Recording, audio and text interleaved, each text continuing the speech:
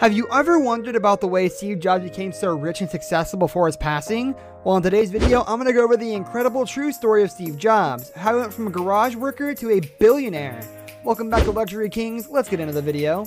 From blue boxes to Apple, Steve Jobs got his start in business with another Steve Wozniak, building the blue box phone speakers used to make free calls across the nation. The two were members of the Homebrew Computer Club, where they quickly became enamored with kit computers and left the blue boxes behind. The next product the two sold was the Apple I, which was a kit for building a PC. In order to do anything with it, the customer needed to add their own monitor and keyboard. With Wozniak doing most of the building and Jobs handling the sales, the two made enough money off the hobbyist market to invest in the Apple II. It was the Apple II that made the company. Jobs and Wozniak created enough interest in their new product to attract venture capital. This meant they were in the big leagues and their company Apple was officially incorporated in 1976.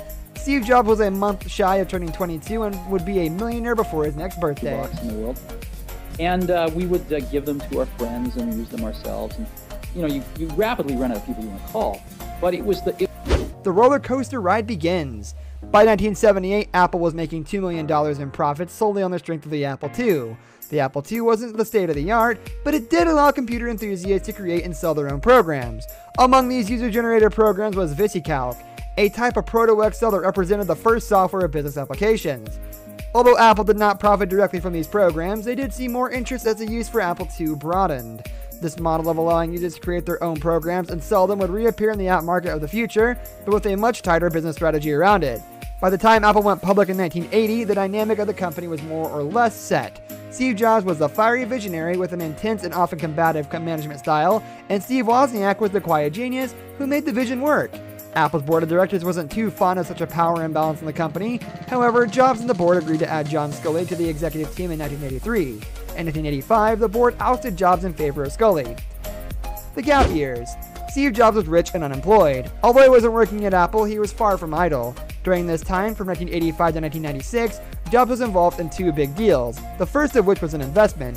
In 1986, Jobs purchased a controlling stake in a company called Pixar from George Lucas. The company was struggling, but their eventual success in digital animation led to an initial public offering that earned Jobs around $1 billion. The second was a return to his old obsession with computers, founding Next to create high-end computers. These were expensive machines with an operating system representing the best attempt yet at making the power of Unix fit into a graphical user interface. When Tim Berners-Lee created the World Wide Web, he did so using a Next machine. Of these two deals, Next proved the most important, as it turned out Apple was looking to replace its operating system. Apple bought Next in 1996 for its operating system, bringing Steve Jobs back to the first company he founded. Except that when I popped out, they decided at the last minute that they really wanted a girl. So my parents, who were on a waiting list, Getting Apple back on track. When Jobs returned, the company wasn't in a good place. Apple had begun to flounder as cheap PCs running Windows flooded the market. Jobs found himself in the driver's seat again and took some drastic steps to turn around Apple's decline. The company asked for and received a $150 million investment from Bill Gates. Jobs used the money to ramp up advertising and highlight the products Apple already offered while choking off research and development money in non-producing areas. The Next operating system was used to create the iMac, Apple's first hit PC in a long time. Jobs followed this up with a list of successes from the iPod in 2001 to the iPad in 2010.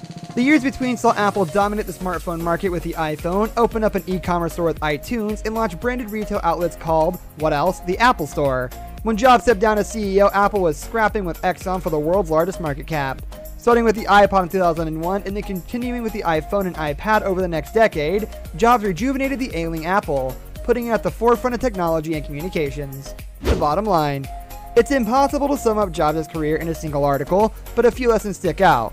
First, innovation counts for a lot, but the innovative products fail without proper marketing. Second, there are no straight paths to success. Jobs did get wealthy very early on, but he would be a footnote today if he didn't return to Apple in the 90s. At one point, Jobs was kicked out of the company he helped create for being hard to work with. Rather than change, he bided his time, then took over again, and this time his attitude was seen as part of his genius. There is much more to be learned from the life of Steve Jobs, as there is in the life of every successful entrepreneur. The sheer hubris of the entrepreneurial spirit, the idea you can do something bigger and better than it has ever been done before, always bears watching and studying, whether to imitate it or just marvel at what the hubris can create. This brings us to the end of our video. I hope you enjoyed it. Hit like if you did, and don't forget to subscribe to our channel so you don't miss out on any of our videos in the future.